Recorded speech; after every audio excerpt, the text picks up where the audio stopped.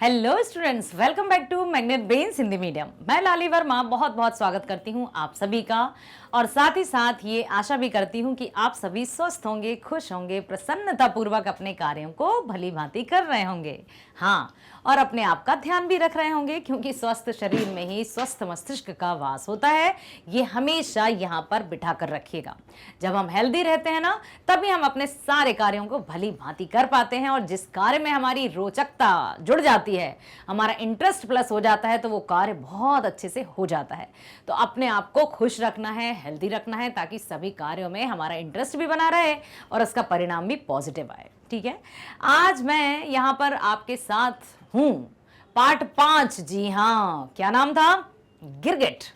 गिरगिट क्यों था? आपको पता है कि गिरगिट अर्थात क्या है? जिस तरह से गिरगिट अपना रंग बदलता रहता है, वैसे ही व्यक्ति भी अवसर के अनुसार या जिस तरह का मौका देखते हैं, उसी तरह से अपनी बातों से पलट जाते हैं, बातों से मुकर जाते हैं, और सिर्फ पद के लालच में, धन के लालच में या चापलूसी के आड़ में इस तरह के कार्य करते हैं। इसलिए लेखक अंतोन चेखव जी ने इस पाठ का नाम गिरगिट रखा।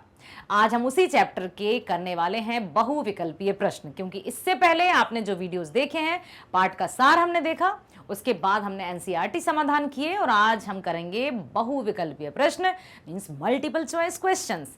तो अपने आप को रखिए एकदम चौकन्ना, अपने मस्तिष्क को एकदम फ्री छोड़ दीजिए और पूरी तरह से चैप्टर में आ जाइए, पूरी तरह से चैप्टर के भीतर आ जाइए कि आपने उसमें क्या पढ़ा था, कौन कौन से कैरेक्टर्स थे, कौन कौन से चरित्र थे, और किसका किरदार किस तरह से यहाँ लेखक ने व्यक्त किया है। वहीं से संबंधित है आपके ये प्रश्न। तो चलते हैं पहले प्रश्न पर। एक बार फिर से स्वागत आप सभी का, और आने के लिए थैंक यू। इस कहानी का अन्य शीर्षक क्या हो सकता है? लेखक ने दिया है गिरगिट। आपके अनुसार क्या हो सकता है? आदमी और कुत्ता, पुलिस और चोर, भ्रष्टाचार एक विसंगति, या कोई नहीं? इन सभी में से आपको कौन सा लग रहा है कि हाँ ये हो सकता है? आदमी और कुत्ता, पुलिस और चोर, भ्रष्टाचार एक विसंगति, या फिर कोई नहीं? यदि मुख्य रूप से देखा जाए तो हमें लगता है कि शायद पहला सही उत्तर है। अगला प्रश्न है, गिरगिट कहानी के माध्यम से लेखक क्या संदेश देना चाहते थे? लेखक ने इस पाठ की रचना की तो हम सबको वो क्या संदेश देना चाहते थे? समाज में फैली बुराइयों और विसंगतियों को दूर करने की आवश्यकता है, रंग बदलना जरूरी है, ये संदेश देना चाहते थे, या फिर रंग बदलोगे तो ही जियोगे ये संदेश देना चाहते थे, या इनमें से कोई नहीं? लेखक की मंशा, लेखक का उद्देश्य क्या था? समाज में फैली बुराइयों और विसंगतियों को दूर करने की आवश्यकता है। I think so, yes, very nice. Hugh Green का कथन मेरा एक भाई भी पुलिस में है क्या दर्शाता है? क्यों वो ये बताना चाहता था बार बार कि मेरा भाई भी पुलिस में है? राजनीतिक दशा, पावर को कि मैं भी आप जैसे ही किसी पुलिस का भाई हूं, भ्रष्ट कानून व्यवस्था और फैली भाई भतीजावाद की प्रवृत्ति, या फिर इनमें से कोई नहीं? क्या लगता है आपको? हाँ, क्या लगता है? राजनीतिक दशा नो, पावर को नहीं, भ्रष्ट कानून व्यवस्था और फैली गई भाई भतीजावाद, क्योंकि ये जो है वो हमने कई बार पाठ के सार में भी देखा, और प्रश्न अभ्यास जब हमने किए थे तब भी यही बार बार उस पाठ में दिखाया गया था। तो यही सही होना चाहिए, आपका भी मत। Okay, very nice, good. अगला प्रश्न, ह्यूग्रियन ने उंगली ऊपर उठाने का क्या कारण बताया? क्यों ह्यूग्रियन उंगली ऊपर उठाकर चिल्ला रहा था? खेल रहा था या फिर उंगली में दर्द था, या फिर कुत्ते द्वारा काटे जाने के कारण वो उंगली ऊंची उठा रहा था, या फिर इनमें से कोई नहीं? बिल्कुल सही जवाब कि कुत्ते द्वारा काटे जाने के कारण। बाजार के चौराहे पर खामोशी क्यों थी? क्या हुआ था? पहले तो काठ गोदाम के निकट तो थी भीड़। काठ मीन्स क्या होता है? लकड़ी। काठ गोदाम, क्योंकि वो लकड़ी का कार्य करता था ह्यूग्रियन। ठीक है, अब जो बाजार था उसमें एकदम खामोशी क्यों थी? बाजार के चौराहे पर खामोशी क्यों थी? क्या गब्बर आ गया था? क्या हुआ था? इंस्पेक्टर वोचुमिला गश्त लगा रहा था, या वह रिश्वतखोर था, हर किसी से लूट खसूट करता था, इसलिए सब लोग अपने अपने घरों में दुबक गए थे, या कोई नहीं, या सभी? बताइए, क्यों खामोशी थी? क्या लगता है आपको? पहला या दूसरा, इंस्पेक्टर ओचुमिलाव गश्त लगा रहा था, या फिर वह रिश्वतखोर था इंस्पेक्टर और वह हर किसी से लूट करता था? नो, यहां पर आएगा कि वह रिश्वतखोर था और हर किसी से लूट खसूट करता था, इसलिए सभी अपने अपने घरों में कैद थे। ओचुमिलाव किस तरह का इंस्पेक्टर है? ईमानदार? नो। ड्यूटी, एकदम ड्यूटीफुल? अवसरवादी या कोई नहीं? कैसा था? वो अवसर का लाभ उठाता था, तो अवसरवादी व्यक्ति था।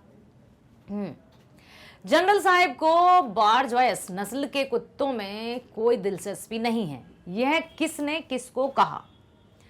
बावर्ची प्रोखोर ने इंस्पेक्टर ओचुमिलाव से, क्यूक्रियन ने ओचुमिलाव से, क्यूक्रियन ने जनरल से, या इनमें से कोई नहीं?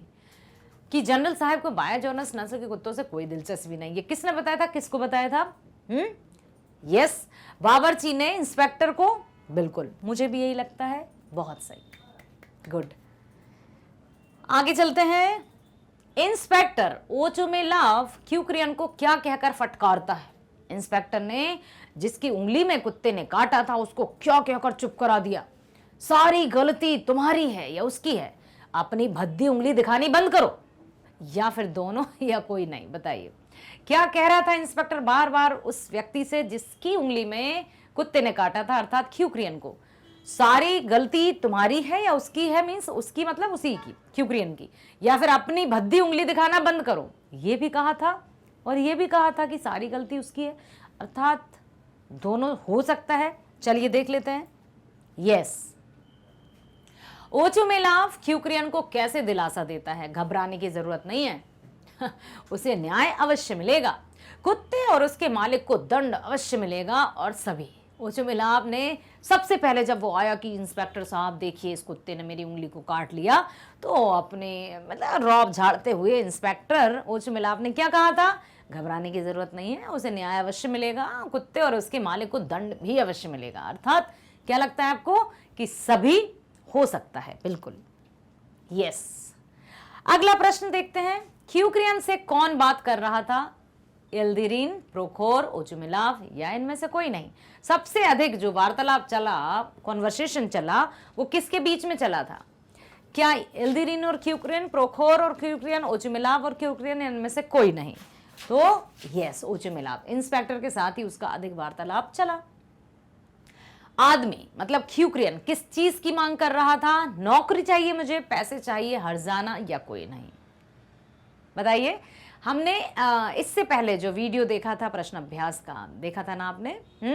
तो उसमें उसने हर्जाने की बात कही थी कि मुझे तो हर्जाना चाहिए उसके मालिक से। तो हो सकता है कि हर्जाना सही है, क्योंकि नौकरी तो नहीं, पैसे कितने? हर्जाना, हर्जाने में पैसे ही हैं।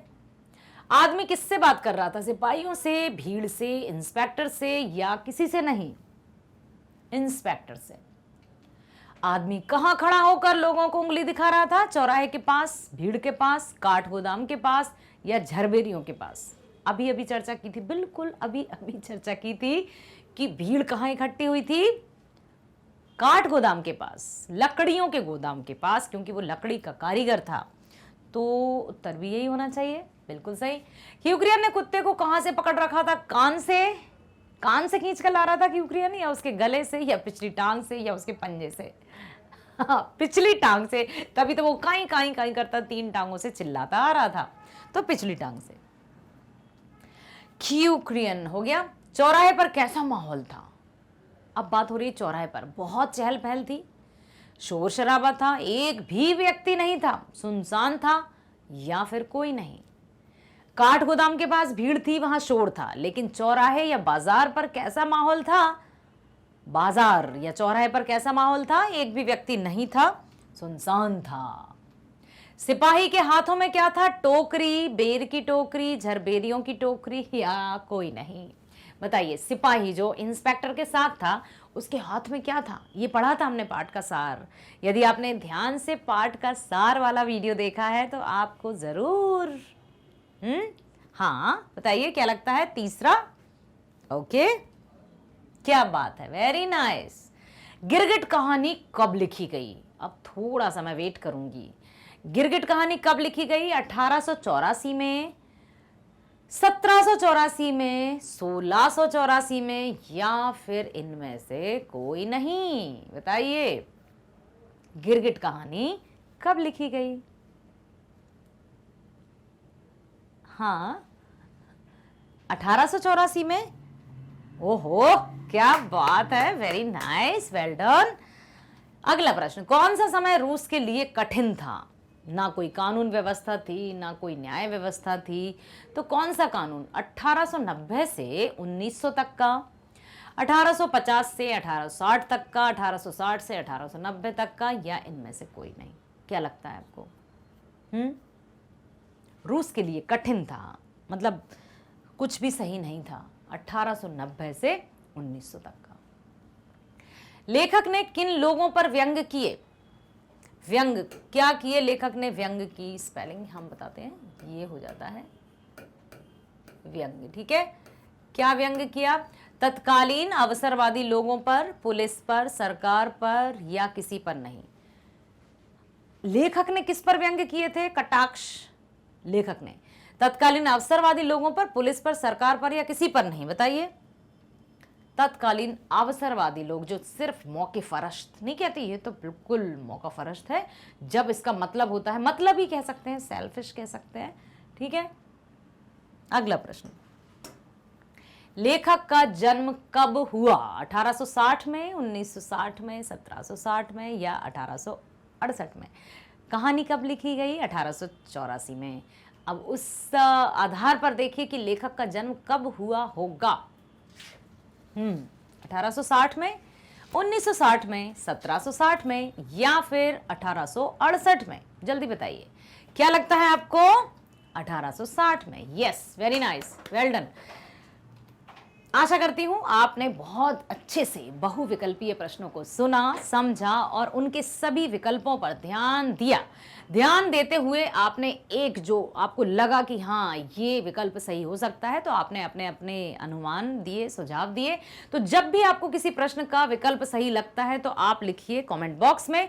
मान लीजिए आपको लगता है कि पहले प्रश्न का उत्तर हो सकता है गा, तो आप वहां लिख दीजिए प्रश्न पहला या उत्तर पहला, और ब्रैकेट में लिख दीजिए का, खा, गा या गा, ठीक है। और आप साथ ही साथ ये भी कमेंट कर सकते हैं कि मैंने आपके उत्तर बताने से पहले उत्तर बताया, ठीक है।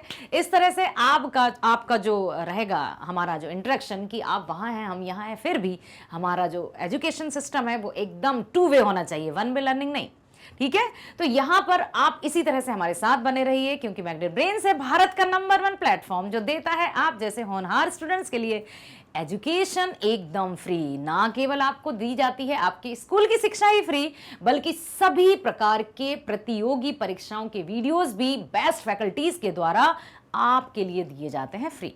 अब आप सोच रहे होंगे सभी प्रकार की परीक्षाएं?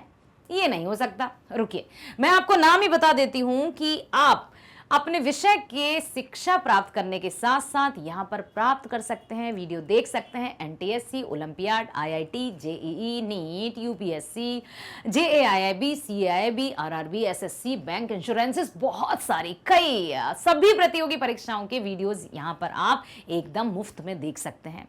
और मैं एक और बात बताना चाहती हूँ कि जो भी हम कहते हैं, मैग्नेट ब्रेन्स जो कहता है वो करता है, तो हमारा ट्रस्ट आपका भरोसा बनाए रखने के लिए है, और हमारा लक्ष्य है कि आपको हम आपके लक्ष्य तक पहुंचा सकें, ठीक है। बात करते हैं हम हमारे विषय की, कि आप अपने विषय में, चाहे आप 10वीं में हो, चाहे 11वीं 12वीं में जब आप जाएंगे, तो आप अपनी आगामी वीडियोस और अभी वर्तमान के वीडियोस भी हिंदी में देख सकते हैं। जैसे आप गणित, विज्ञान या सामाजिक विज्ञान की वीडियोस भी हिंदी में देख सकते हैं, ठीक है। हम बात करें यदि हायर सेकेंडरी की, तो आप जैसे कि आपका भौतिक विज्ञान, रसायन विज्ञान, कहा ना, सभी विषयों के वीडियोस आपको यहाँ पर हिंदी मीडियम में मिलते हैं और इंग्लिश मीडियम में भी मिलते हैं। चयन आपको करना है, सिलेक्ट आपको करना है कि आप किस माध्यम से अपने वीडियोस देखना चाहते हैं, एकदम फ्री। किसी तरह का कोई पेड सब्सक्रिप्शन लेने की कभी हम बात नहीं करेंगे। आप इसी तरह से हमारे साथ बने रहिएगा, ठीक है। और जो भी वीडियो आपको देखना है जस्ट आप उस पर क्लिक करिए। क्लिक करते ही आपके सामने प्लेलिस्ट भी लिखी रहेगी। ऊपर की तरफ जब आप जाएंगे तो प्लेलिस्ट पर क्लिक करेंगे। प्लेलिस्ट पर जाने के साथ साथ आपको उस वीडियो से संबंधित संपूर्ण जानकारी आ जाएगी। कैसे, आइए बताती हूं। जैसे आपको पढ़ना है हिंदी क्लास 10 तो क्लिक कर दीजिए लाली वर्मा पर, और जब आप क्लिक करेंगे तो क्लिक करने के साथ ही आप प्लेलिस्ट पर जाएंगे और प्लेलिस्ट में हिंदी से संबंधित संपूर्ण जानकारी यहां पर आ जाएगी।